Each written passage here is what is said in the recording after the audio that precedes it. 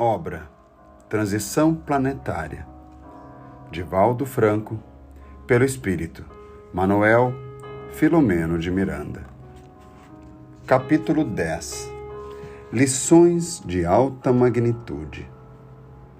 O serviço a que nos afeiçoáramos exigia esforço e abnegação, pois quanto mais atendíamos espíritos em grande sofrimento, outros mais chegavam ao grupo em que trabalhávamos, quando os cadáveres eram trazidos pelas ondas e atirados à praia, ou relutavam na desencarnação daqueles que haviam ficado inconscientes, traumatizados e, porque não houvessem recebido assistência, não resistiam aos ferimentos, ao deperecimento das forças, à desnutrição, às infecções.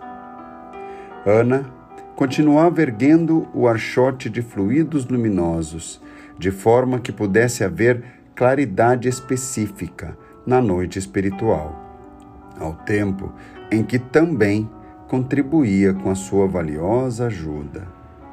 O padre Marcos falava, naquele momento, em um pequeno grupo de cristãos católicos que ainda se imantavam aos despojos materiais.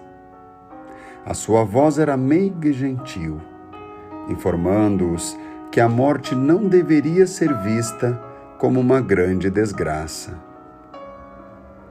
Todos, quando nascemos, estão assinalados para morrer, anunciou amoroso. Porquanto esse é o ciclo da vida. O oposto da vida não é morte, mas renascimento. Jesus morreu a fim de que pudesse ressuscitar ao terceiro dia, demonstrando a imortalidade e comunicando-se com os amigos queridos que haviam ficado na retaguarda, aguardando a confirmação das suas palavras luminosas. Graças ao seu retorno é que o Evangelho pôde ser confirmado, e a mensagem de que é portador tornou-se a esperança de todos aqueles que sofrem e se encontram à borda do abismo, sem entregar-se ao medo ou ao desânimo. Confiar, portanto, que há um reino além da carne que nos espera a todos é dever de todo cristão, cuja doutrina se assenta na certeza da vitória da vida sobre o decesso tumular. Enquanto ele falava, Abdul, Ivon, Oscar e nós outro, agora acompanhados por 2 espíritos indonésios que se ofereceram para cooperar conosco, trabalhávamos na libertação dos recém-desencarnados com os vínculos fortes mantidos com os corpos, na condição de frutos espúrios do materialismo a que se aferravam. À medida que cada um era liberado, embora atento às palavras do sacerdote, experimentava um vágado e tombava quase inconsciente, sendo retirado de imediato do pequeno círculo para a área de transporte. Felizes, continuava o apóstolo da caridade, somos todos aqueles que acreditamos em nosso Senhor Jesus Cristo e que o temos na condição de caminho, verdade e vida. A Ele, vinculados pelo amor que nos dá sustento às emoções, morte é vida e infortúnio é bênção, porque nada acontece sem a sua permissão superior. Enfrentai a tormenta do desespero como os seus discípulos, quando na barca frágil, ante a tempestade ameaçadora, que temerosos lhes pediram auxílio, e ele acalmou os ventos e tranquilizou as ondas. Nele temos o seguro, nauta que conduzirá a barca da nossa imortalidade ao sublime destino da paz. Não temais, pois permanecendo confiantes e ajudando-nos a ajudar-vos. Por mais assustador que vos apresente o fenômeno da morte orgânica, a vida é um triunfo sobre todas as injunções e nada a consegue destruir. Por isso, abandonar o círculo carnal, que já não tem utilidade, agradecendo-lhe a cooperação durante a jornada concluída e avançar com segurança pelo rumo da imortalidade, constitui motivo de infinita alegria. Novamente, serão reencontrados os afetos que vieram anteriormente e que vos aguardam, reorganizando as famílias através das abençoadas laços de amor. Portanto, alegrai-vos e confiai, porque as dores afligentes de agora, logo mais, serão um capítulo do passado vencido.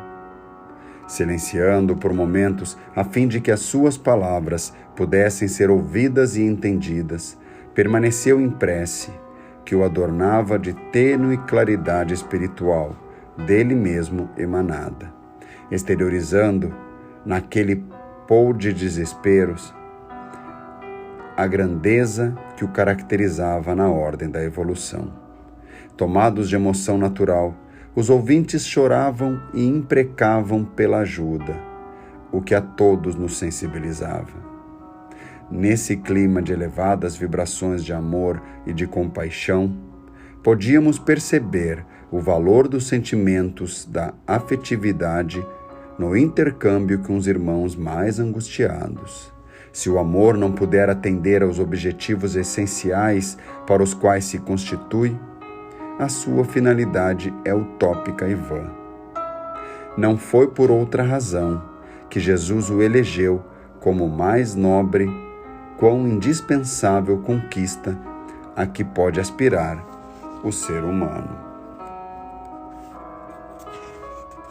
Ao mesmo tempo que nos alegrávamos com os resultados da convocação do Padre Marcos, constatávamos os resultados infelizes decorrentes da leviandade e da ilusão a que se permitiam os indivíduos que se encontram distantes do conhecimento da realidade espiritual.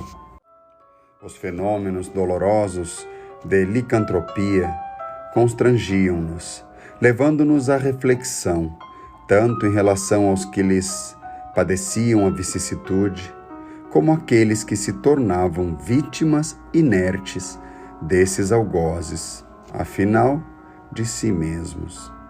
O desconhecimento das leis da vida faz que o espírito mergulhe no mais abismal estado de primitivismo, não se interessando pela ascensão que o arranque da situação deplorável. Não nos passava pela mente qualquer sentimento de reproche ou de censura, porquanto, de alguma forma, somos viajantes da noite de sombras densas na direção do dia iluminado e fulgurante. Os atavismos religiosos que lhes ofereciam primícias e estados de glória logo após a morte biológica mantinham alguns que se davam conta do fenômeno de que foram objeto, aguardando a chegada dos anjos mitológicos, e desesperavam-se, tombando na blasfêmia e na revolta, reclamando contra o abandono em que supunham encontrar-se. Essa transferência de responsabilidades dos nossos atos para a divindade, além de ser uma atitude profundamente leviana, é muito cômoda, porque proporciona uma visão totalmente distorcida da realidade, transferindo-a para o mundo da fantasia e da mágica, no qual tudo é possível. Somente quando o ser humano desperta realmente para a consciência de si mesmo, das responsabilidades que lhe dizem respeito, é que tem início o processo de descobrimento da verdade e do dever. Enquanto isso não ocorre, a transferência para os outros de tudo quanto lhe diz respeito, seja na ocorrência infeliz, aos demais culpando, ou nas necessidades da evolução, esperando que os anjos da misericórdia, por eles, operem de maneira sobrenatural e privilegiada, liberando-os do esforço que deve ser empreendido para a autoiluminação. Logo após a peroração do Padre Marcos, o nosso mentor acercou-se-nos e, percebendo as interrogações que bailavam na minha mente, socorreu-me com alguns esclarecimentos que são preciosas lições de vida. O caro Miranda não ignora, começou ele suavemente, que todas as ocorrências contribuem para o nosso progresso de crescimento na direção de Deus.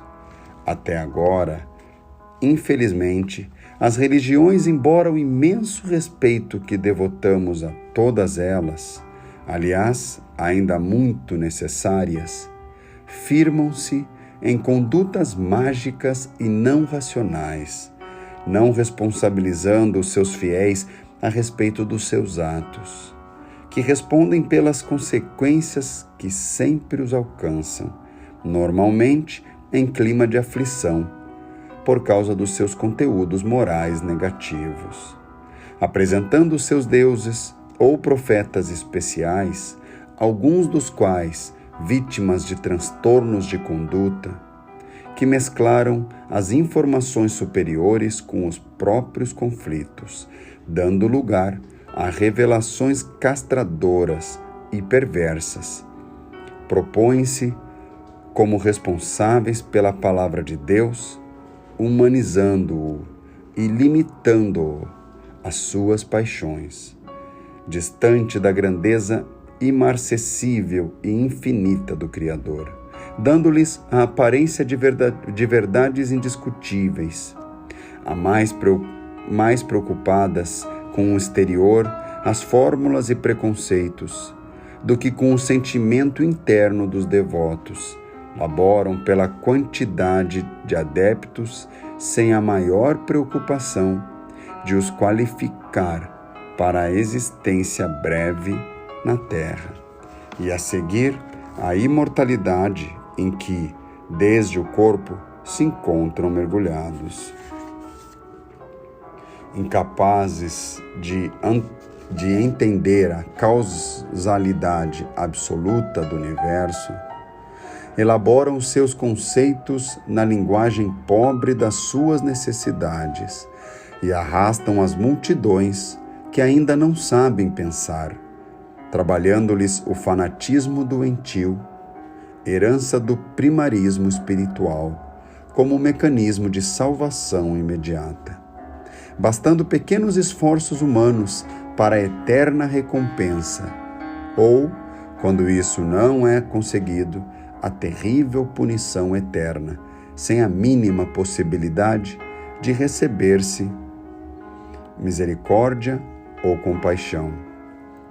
Apesar disso, informam com empáfia que o Pai todo amor é também todo misericórdia, numa colocação paradoxal absurda.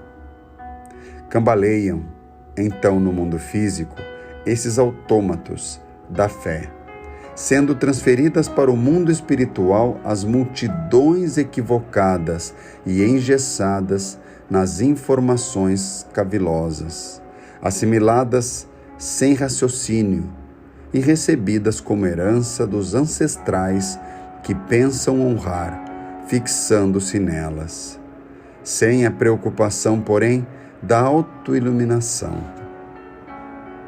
Os seus dogmas, os seus cerimoniais, todos elaborados com crueldade, amesquinhando o ser humano, escravizam-nos ao temor e mantêm-nos na ignorância em que se encarceram, sendo muito difícil esclarecê-los nos primeiros tentames após o decesso tumular.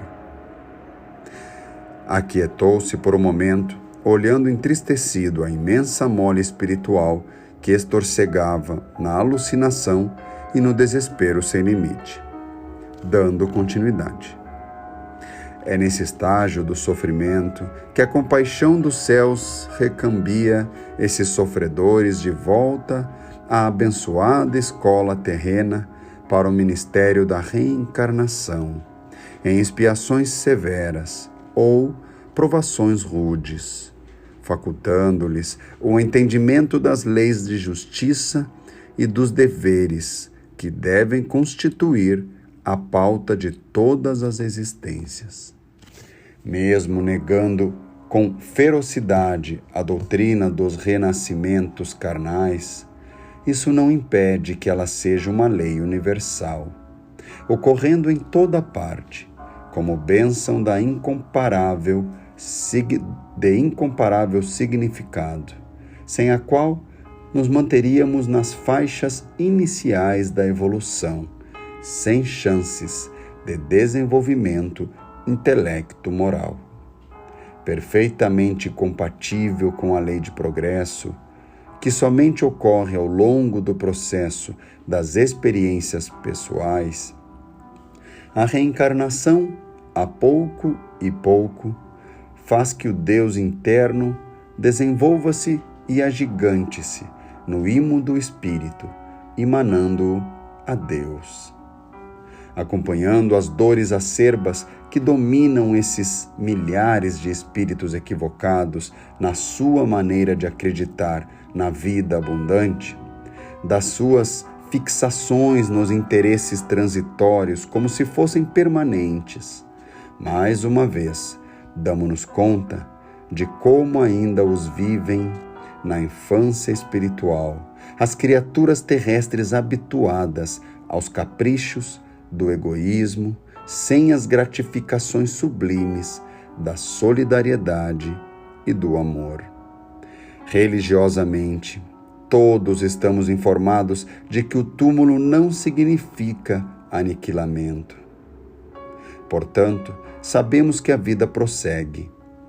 Seria lógico, em consequência, vivermos de maneira compatível com essa convicção, o que realmente não ocorre.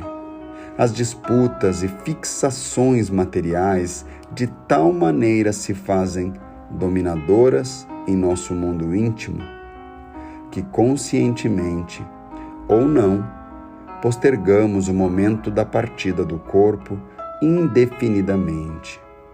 Quando somos jovens, anelamos para que isso ocorra na velhice. E quando a idade provecta se nos instala, ao sentirmos a aproximação do fenômeno da desencarnação, o medo se nos assenhoreia, levando não poucos de nós ao transtorno depressivo, à revolta ou a outro tipo de desequilíbrio. Bastariam somente alguns momentos de reflexão diária em torno da transitoriedade da vida física para nos prepararmos e aguardarmos com alegria o momento da desencarnação. Qual encarcerado que não anela pela liberdade, a que vendo outro que estava na sua cela partir, não deseja também que lhe soe o momento grandioso?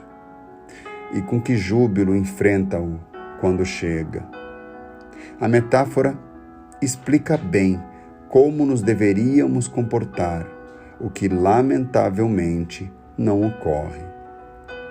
Dia não muito distante, porém, surgirá, em que as religiões serão portas de acesso à vida e não cárcere na ignorância e no absurdo.